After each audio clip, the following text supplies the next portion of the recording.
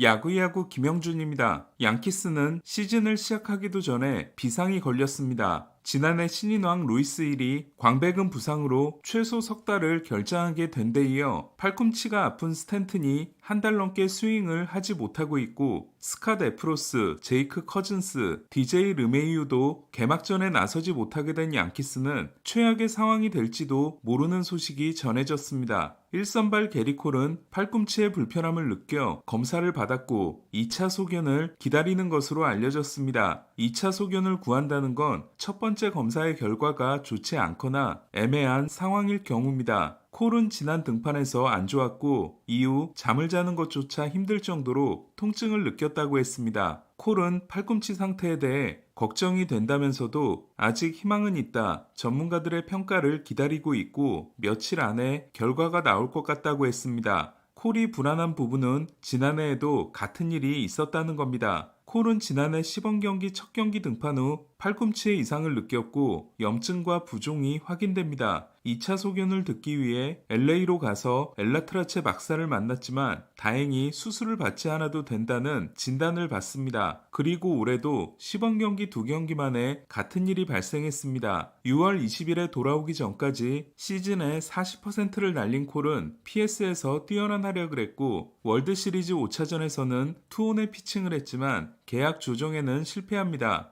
양키스와 3,600만 달러 연봉을 9년 동안 받는 3억 2,400만 달러 계약을 맺은 콜은 5시즌 후 옵트아웃을 할 수 있고 양키스가 1년 계약을 추가하면 옵트아웃을 막을 수 있는 조항이 있었습니다. 콜은 옵트아웃을 선언하지만 양키스가 1년을 추가할 생각이 없다고 하자 번복한 일이 있었습니다. 양키스가 1년을 추가했다면 10년 3억 6천만 달러가 돼 야마모토를 제치고 다시 투수 최대 규모 계약이 될 수 있었습니다. 콜이 걱정인 부분은 워낙 고회전의 강속구를 오랫동안 던져왔기 때문입니다. 휴스턴으로 트레이드된 후 회전수가 크게 증가하면서 바우어의 저격을 받은 콜은 2019년 FA를 앞두고 97.1마일을 찍습니다. 데뷔 후 최고 기록이었습니다. 양키스에 입단한 콜은 단축 시즌에 살짝 떨어졌지만 2021년 97.7마일, 2022년 97.8마일로 오히려 구속이 증가합니다. 이물질 규제가 시작되는 과정에서 이물질을 사용한 것으로 보이는 문자가 공개되기도 했지만 이물질 사용은 콜만의 문제가 아니었고 회전수도 잘 유지됩니다. 2023년 콜은 구속이 떨어지지만 포심으로 정면 대결하는 피칭에서 탈피하면서 피홈런을 크게 줄였고 사이영을 따냅니다. 하지만 팔꿈치 부상에서 돌아온 지난해는 구속이 데뷔 후 가장 낮았고 2,400회 이상을 유지했던 회전수도 2,360회로 떨어지게 됩니다. 만약 콜이 토미존을 받게 되면 내년 전반기까지는 등판이 불가능하고 양키스와 계약은 2.5시즌이 남게 됩니다. 3,000K 달성 여부 또한 불투명해집니다. 1954이닝 2251K인 콜은 1958이닝 2414K인 세일과 함께 커벌 슈그 이후 3000K를 할 수 있는 유의한 선수로 지목되고 있습니다. 힐에 이어 콜까지 이탈한다면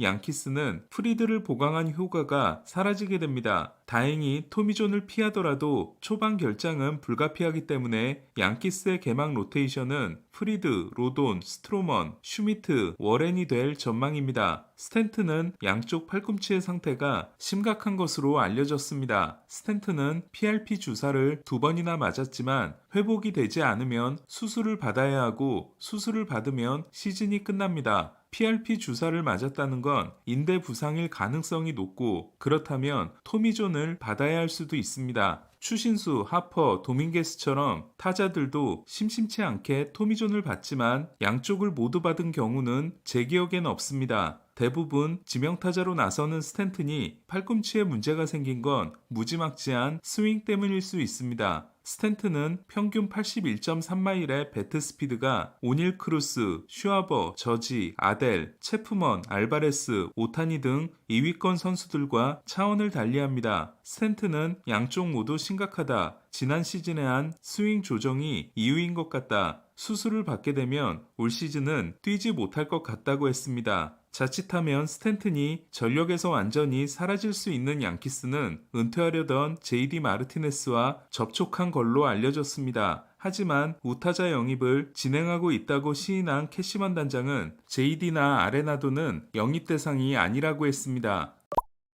디그롬은 시범 경기 데뷔전을 했습니다. 2이닝 3K 퍼펙트를 한 디그롬은 최고 98.0마일, 평균 97.3마일을 던졌습니다. 디그롬은 3경기에 등판해 최대 4이닝을 던지고 5선발로 시즌을 시작합니다. 디그롬은 최대한 많은 경기에 나서는 것, 30경기 등판이 목표라고 했습니다. 디그롬은 5년 1억 8,500만 달러 계약을 맺어 3,700만 달러 연봉을 받게 됐지만 두 번째 토미존을 받음으로써 2년 동안 9경기 41이닝에 그쳤습니다. 벌랜더와 함께 자존심 회복을 노리는 슈어저는 3.1이닝 6K 1피안타 무볼넷 무실점에 위력적인 피칭을 했습니다. 슈어저는 3경기에서 3피안타 무볼넷에 9이닝 14K지만 오늘 평균 구속은 92.5마일이었습니다. 반면 디트로이트 선발 잭슨 조브는 평균 97.9마일, 최고 99.4마일을 던졌습니다. 슈어저는 지난해 허리 수술을 받았고 어깨와 햄스트링 부상이 있었지만 올해는 몇 년 만에 가장 건강하다고 했습니다. 디그롬이 두 번의 토미존을 받고 벌랜더도 38세 때 첫 토미존을 받은 반면 18년 차를 시작하는 슈어저는 역시 올해가 18번째 시즌인 커쇼와 함께 토미존 경험이 없습니다. 메이저리그 투수들은 3분의 1 정도가 토미존 경험을 가지고 있습니다. 토미존에서 돌아오는 알칸타라는 이닝 제한 같은 건 없다고 했습니다. 매츠는 상위 타선을 확정했습니다. 린도어, 소토, 알론소가 1, 2, 3번이고 우한일 때는 니모 비엔토스, 좌한일 때는 비엔토스 니모 순으로 4, 5번을 맡습니다. 팔꿈치 뒤쪽 삼두근에 이상을 느낀 그레이슨 로드리게스는 인대 문제가 아닌 것으로 확인됐습니다. 하지만 IL에서 시즌을 시작하는 건 피할 수 없게 됐습니다. 볼티모어의 개막 로테이션은 애플린, 모튼, 크레이머, 스가노의 알버트 수아레스와 케이드 포비치 중 한 명이 5선발이 됩니다. 최고의 팜을 만들어냈지만 투수 유망주가 부족한 볼티모어는 2018년 1라운더이자 파이프라인 6위까지 오른 쥐로드에게 큰 기대를 겁니다. 소문대로 9위는 강력했지만 제구가 들쭉날쭉했고 PS 등판도 좋지 못했습니다. 쥐로드는 지난해 13승 4패 3.86으로 성장하는 모습이 있었지만 어깨와 광배근 부상으로 20경기 등판에 그쳤고 가을 야구에도 참가하지 못했습니다. 구속 저하도 있었습니다. 조지 커비는 어깨에 불편함을 느껴 검사를 받았지만 구조적인 문제는 발견되지 않았습니다. 워커는 복사근 부상이 아닌 것으로 확인돼 정상적인 시즌 개막이 가능합니다. 이마에 공을 맞았지만 다행히 타박상으로 끝난 바비 밀러는 라이브 BP에서 이번에는 먼시가 침공에 맞을 뻔했습니다. 지난해 서울 시리즈 때 여의도 일대를 돌아다니며 사인 폭격을 했던 글래스나우는 오타니의 일본 인기에 대해 저스틴 비버의 10배 정도는 되지 않을까라고 했습니다. 오늘 소식은 여기까지입니다. 야구야구 김영준이었습니다.